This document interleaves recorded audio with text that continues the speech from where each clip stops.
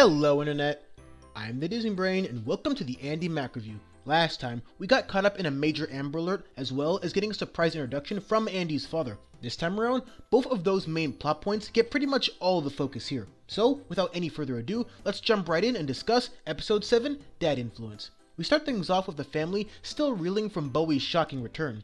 We learn a lot about him in the first couple of minutes, like his ongoing musical career and his obsession with the word whack, which I'm sure will absolutely never get old. That is whack! Whack-a-dactyl, yo! I mean, double whacker with cheese. Okay, it's already old. Bowie wants to spend the day with Andi, but it's a school day, so Cece obviously doesn't approve. Then, the main trio is back at school, with Buffy and Cyrus learning that Jonah recently broke up with Amber. It could mean a chance for Andi, but then her dad comes rumbling in, keeping Jonah from expressing whatever it is he wanted to express. This leads to the pair spending the day together, while Bowie, talks to the universe? Yeah, so that's now a thing. But between bongo drums and tater tots, Andi and Bowie both make the most of their time together, which is the primary focus of this episode. The secondary plotline involves Buffy and Cyrus going on a mission to discover what Jonah wanted to say to Andi. Many of us assumed well before now that Jonah breaking things off with Amber was all but guaranteed. But, in a very mature move, Jonah informs Cyrus that he's not sure he's ready to jump back into a relationship right now. But all of that falls flat when Amber and Jonah do get back together near the end of the episode, an end result that Cyrus unknowingly encouraged after his chat with Jonah. While this likely isn't the turn that anybody wanted, it does present an interesting point about Jonah that I'll get into later. Then, Andi is feeling blue because of Bowie looking to return to his nationwide musical tour and Jonah being snatched up once again. The two men in her life who she wanted to start building a relationship with are once again out of reach. But Andi is still happy about how the day turned out, all things considered. Buffy and Cyrus then decide to keep their involvement in Jonah's change of heart a secret, which will almost certainly be a plot point later on. Then, we get into what I think is the best scene in the episode, and maybe one of the best in the series so far. It's simple, it's downplayed, it's casual, and it's just right. Bex didn't have a lot to do in this episode, which makes sense given the focus, but just the relaxed way she talks to Andi about Bowie while they decorate cell phone cases is engaging. The scene and the tone it sets also says a lot about Bowie and what Bex saw in him without him having to physically be there. Those details really work given who Bowie's proven to be so far, so dialing up the drama here wouldn't have made much sense. Oh, and Bowie's staying in the Andi Shack now, so we'll be seeing a lot more from him. And that's episode 7, Dad Influence. While I don't think either this episode or the one right before it have been as top to bottom great as the pilot, until such a time as this show legitimately screws up, just take it as a given that they'll all be solid at the very least. First, let's talk about Bowie. He's, well, different for one thing.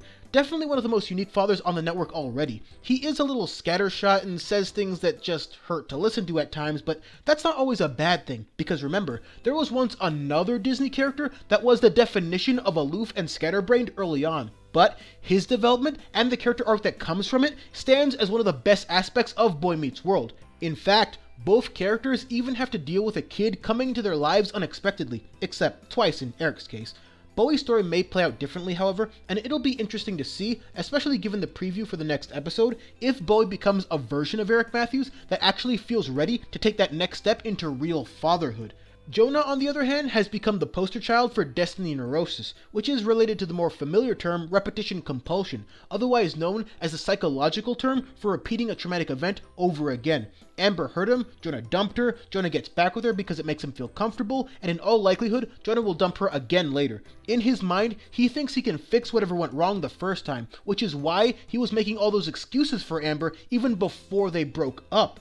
It's a pretty common thing in the real world, but not as common on this network, so I applaud this show for taking a more interesting approach with Jonah, especially knowing that it would piss a ton of people off seeing Amber continue to get away with lying, cheating, manipulating, and God only knows what else. For now, it sucks that Jonah, for as great as he is, isn't ready to firmly stand up for himself yet, but that breakthrough is only a matter of time. All in all, there's a ton of scenes and sequences that are almost custom made for analysis in this episode, even with minimal screen time for a ton of the characters. This episode is laser focused primarily on Jonah's ever-changing availability and Bowie trying to be a real father. Once again, this leaves Buffy and Cyrus kind of on the outside looking in mostly, but we still get more Cyrus here than last time. But the best thing this episode does is keep things subtle, even with the less important parts. There's a lot that can be seen and thought about, but not a lot actually said, and that makes a huge difference here. Heck, Jonah had 2, maybe 3 lines of total dialogue here, and I wrote an entire paragraph just about him and Amber, who had 0 lines. So from a technical standpoint, it's probably one of the better episodes to date, even if it feels like not a ton actually happened. The writing for Bowie as a character was a bit all over the place, as I touched on, and it'll be tough for this show to make him important while also continuing to develop Bex into a capable parent and daughter. But since this show probably isn't going anywhere for a while, I'm fairly confident that they'll find a way to handle both untraditional parents effectively development-wise, and only time will tell where it all could be headed to or what surprise is in store next. And as always, thanks for watching. This whole time I thought she was my sister. Mac! That is Wiggin' whack!